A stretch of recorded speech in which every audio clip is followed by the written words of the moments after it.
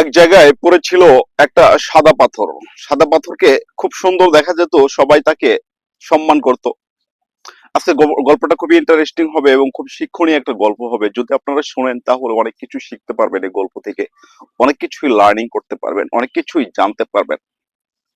হ্যাঁ, যাই হোক, কথা না বাড়িয়ে গল্পটা শুরু করব। আপনার এক জায়গায় একটা সাদা পাথর পড়েছিল। হ্যাঁ, সাদা পাথর পড়েছিল, তাকে খুবই সম্মান করতো মানুষজন, লোকজন।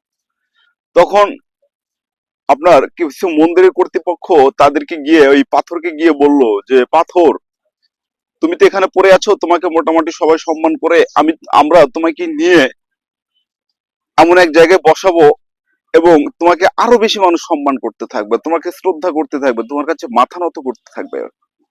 তখন পাথর বলল, বিনিময়ে আমাকে কি করতে হবে? তখন পাথর বলল, তখন কর্তৃপক্ষ বলল মন্দিরের, যে বিনিময়ে তোমাকে দিয়ে আমরা মূর্তি বানাবো, অর্থাৎ তোমাকে দিয়ে মূর্তি বানাবো, তোমাকে ঘষতে হবে, তোমাকে মাসতে হবে, তোমাকে কাটতে হবে, মিনিমাম 6টা মাস তোমাকে কাটতে হবে, তোমাকে ঘষতে হবে, তোমার একটা রূপ দিতে হবে। তখন সাদা পাথর বলল, না, আমি তো এগুলো সহ্য করতে পারবো না, ইটস নট পসিবল। হ্যাঁ, তখন সাদা পাথর বলল, এটা আমার পক্ষে সম্ভব না, আমি এগুলো কাটা ঘষা মাজা, তাও আবার দীর্ঘ 6 মাস, সেটা আমি পারবো না। তখন কর্তৃপক্ষ কি করলো, বাধ্য হয়ে পাশে পড়েছিল হলো আপনার কালো পাথর। কালো পাথরকে কেউ শ্রদ্ধা করে না, পড়ে আছে বাস। তখন তারা সিদ্ধান্ত নিল, এ পাশ দিয়ে হয়তো সাদা পাথর রাজি নয়, কালো পাথরকে জিজ্ঞেস করলো। কালো পাথরকে জিজ্ঞেস করলো, যখন কালো পাথর বললো, ঠিক আছে, আমাকে কিন্তু কেউ শ্রদ্ধা করে না এখানে, আহ, কেউ সম্মান করে না, ঠিক আছে, আপনারা আমাকে এখান থেকে নিয়ে যান, নিয়ে গিয়ে যদি কতদিন কাটতে বলো, 6 মাস, সমস্যা না, 6 মাস 1 বছর যা পারেন কাটেন, কিন্তু আমাকে শ্রদ্ধা করলেই চলবে। তখন এই কালো পাথরটাকে মন্দিরের কর্তৃপক্ষ উঠিয়ে নিয়ে গেল, উঠিয়ে নিয়ে গিয়ে তাকে 6 মাস কাটলো, মাজলো, ঘষলো, তাকে একটা মূর্তি রূপান্তরিত করলো এবং তাকে মন্দিরে রাখলো, যেটা হয়ে থাকে আর কি মন্দিরে যেটা। তখন মানুষজন তাকে গিয়ে কি করলো, শ্রদ্ধা করতে লাগলো, এই কালো পাথরকে শ্রদ্ধা করতে লাগলো, কালো পাথরকে আপনার মাথা নত করতে লাগলো। তখন তো কালো পাথর অনেক খুশি।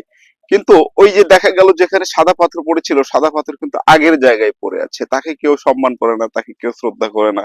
হ্যাঁ, সে আস্তে আস্তে মলিন হতে লাগলো। হ্যাঁ, তারপরে কি করলো, হঠাৎ একদিন এই সাদা পাথরকে তারা কি করলো, এই মন্দিরের কর্তৃপক্ষ এই বিয়ের কাছে নিয়ে আসলো। যে অনেকে আছে যে আপনার আহ, মন্দিরে যখন উঠে এই পাথরের উপর পা রেখে জুতা খুলে তখন কি করে উঠে। তো সেক্ষেত্রে তারা সাদা পাথরটাকে বেছে নিল।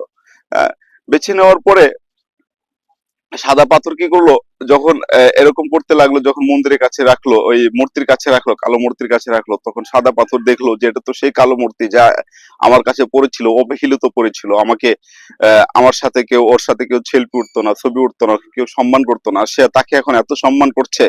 আর আমার উপরে এখন বর্তমানে মানুষ পা রেখে জুতা খুলে তাকে সম্মান করছে, আমার উপর পা দিয়ে তাকে সম্মান করছে। তখন এই কালো পাথর বললো যে, দেখো, তোমাকে যে সহ্য করতে, তুমি কিন্তু এই যে মানুষের ঘষা মাজা, 6 মাস আমাকে কেটেছে, ছিঁড়েছে, এগুলো কিন্তু তুমি সহ্য করোনি, তুমি সাদা ছেলে তাই কি হয়েছিল, সুন্দর ছেলে তাই কি হয়েছিল, আমি কিন্তু এগুলো সহ্য করে এখানে এসেছি, সুতরাং মানুষ আমাকে এই জন্য সম্মান করে। এই গল্পের নীতি শিক্ষা হলো এটা, যে আপনাকে সম্মান যদি করে, তাহলে আপনাকে, আপনার হলো আপনি যদি ঘষেন, মাঝেন, নিজেকে তৈরি করেন, তাহলে এটাকেই মানুষ সম্মান করবে। নিজেকে, সুতরাং নিজেকে তৈরি করতে হবে, নিজেকে দীর্ঘদিন ধরে আপনাকে তৈরি করতে হবে, ঘষতে হবে, মাসতে হবে, পুড়তে হবে, জ্বলতে হবে, তারপরে আপনাকে সম্মান করবে।